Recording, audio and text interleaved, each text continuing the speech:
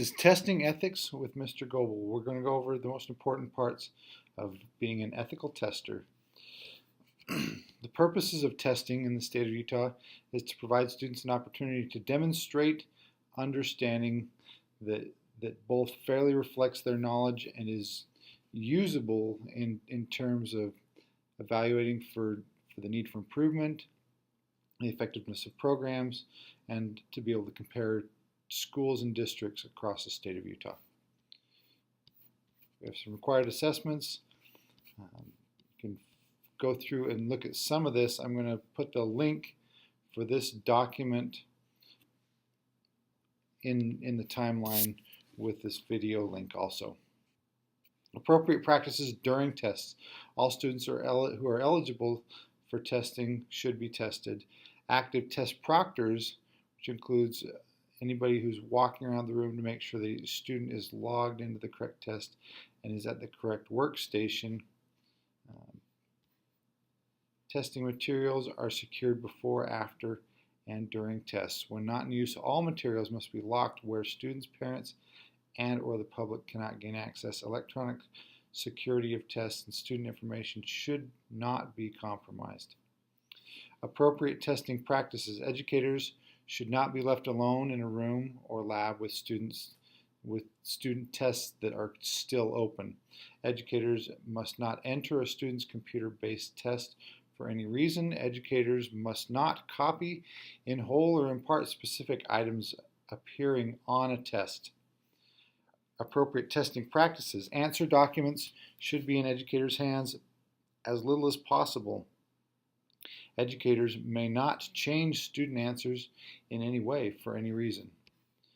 Accommodations. Eligibility for testing accommodations is determined through an ELL, IEP, or 504 decision. Accommodations should be used during instruction, not just during testing. Test results should be used to provide students and parents information and should be made available to educators for improving their instruction, maintained in student files. And above all, they need to be kept confidential. Educators may use the SAGE results for grading. However, teachers need to understand that what the results mean and what information they provide. The process of using data from SAGE assessment in considering student grades should be transparent and equitable, and it's best done in groups. Grade level teams would be the way that we would look at that here at Armstrong. Accountability for practices. LEAs are accountable, required to make sure that all school testing coordinators, administrators, and teachers administering tests are aware of their roles in statewide assessments. LEAs must document professional development. I'm going to need you guys to respond to me and just let me know that you've watched this video.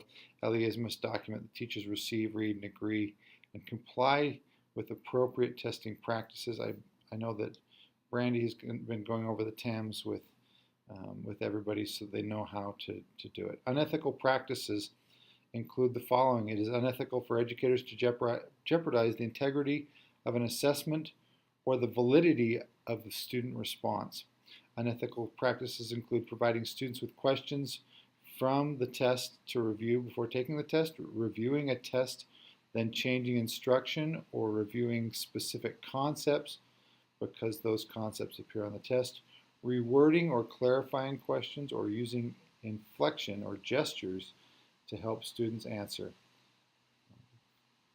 It also includes allowing students to use unauthorized resources to find answers, including having materials on walls that provide answers to specific test questions, reclassifying students to alter subgroup reports, allowing parent volunteers to assist with proctoring the test their child is taking, or using students to supervise their students taking a test, reviewing a student's answers and instructing the student to or suggesting that the student should rethink his answers, copying in whole or in part specific items appearing on the test, explicitly or implicitly encouraging students to engage in dishonest test behavior.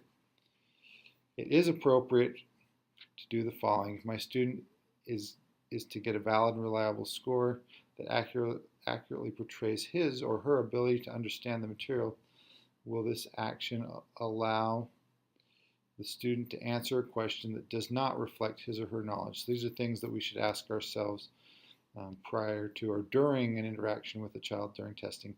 If the action did not occur, would the student response be different?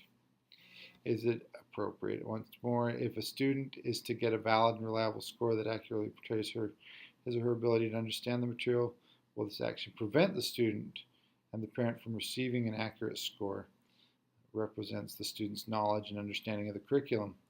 Would my practice change if I were being monitored? There's a form for reporting inappropriate practices. If you run into those, you can also talk to me, and I can work through that kind of stuff.